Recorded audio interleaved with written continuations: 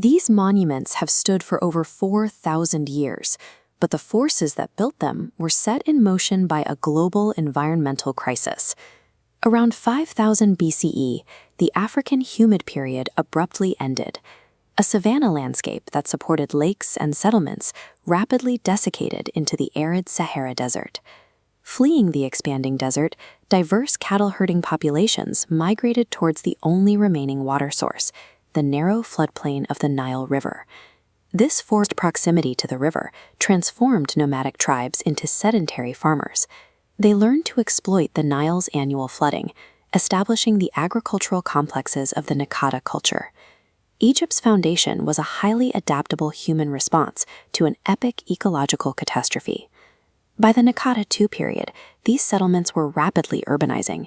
An elite class emerged that controlled luxury trade assets, leading to intense competition and militarized conflict between rival river valley chiefdoms. Around 3100 BCE, this geopolitical division was settled through a series of military campaigns initiated by the rulers of the south. On this palette, King Narmer is depicted striking down a foe, a visual record of the violent unification of Upper and Lower Egypt. Political stability was achieved by uniting the White Crown of the south and the Red Crown of the north, signifying total dominion over the unified two lands. This era, known as Dynasty Zero, was the transition point where warring tribal chiefdoms were forged into the world's first centralized state. This centralized authority created the organizational capacity required to attempt the massive engineering projects that would define the Old Kingdom. By 2600 BCE, Pharaoh Sneferu began experimenting with monumental stone architecture. The bent pyramid reveals these challenges. Signs of instability forced engineers to change the slope angle partway up, preventing a total collapse. Learning from these failures, builders successfully completed the Red Pyramid. It was the first true smooth-sided pyramid, serving as the architectural blueprint for his successors. When his son Khufu began the Great Pyramid, the logistical requirements reached an unprecedented scale. Millions of stones, some weighing several tons, had to be moved to the plateau from quarries located miles away. Satellite data identified the Aramat Branch, a massive 40-mile-long Nile tributary now completely buried. This mega waterway functioned as a logistical highway. During annual flooding, workers used barges to float building materials directly to the harbors at the base of each pyramid complex. The pyramids are evidence of sophisticated hydrological engineering, showing how the state harnessed its environment to achieve a specific architectural vision. While popular history often suggests these monuments were built by an anonymous, brutalized slave class, the physical evidence at worker cemeteries suggests otherwise. Skeletal remains from the Giza barracks show that workers were fed protein-rich diets of meat and bread. This was a workforce provided with high-calorie rations to sustain the physical labor required for state building projects.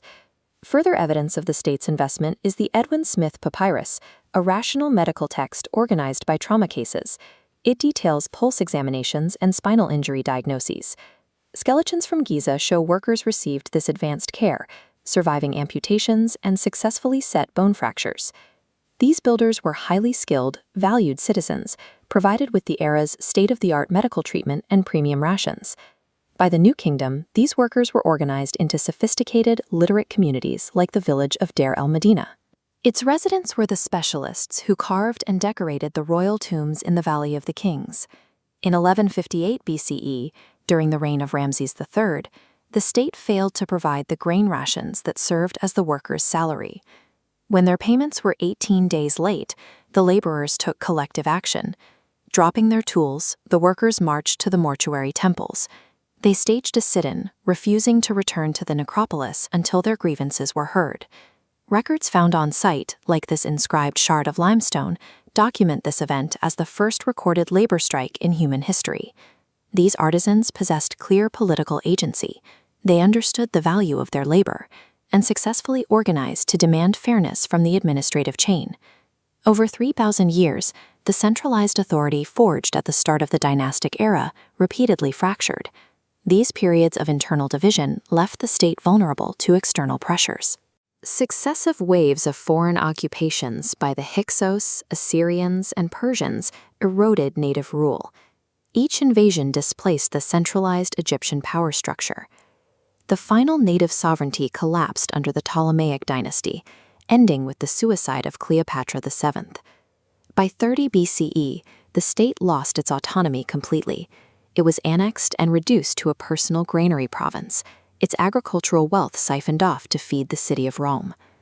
Severe internal fragmentation, combined with centuries of foreign dominance, finally brought the 3,000-year cycle of pharaonic rule to an end. As the political state collapsed, the physical landscape changed as well.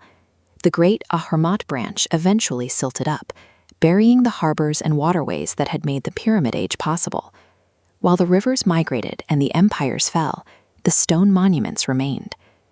Ancient Egypt's endurance was a product of human ingenuity. Its eternity was forged by the literate artisans, the striking laborers, and brilliant engineers who tamed a hostile desert to build a legacy that still captivates humanity.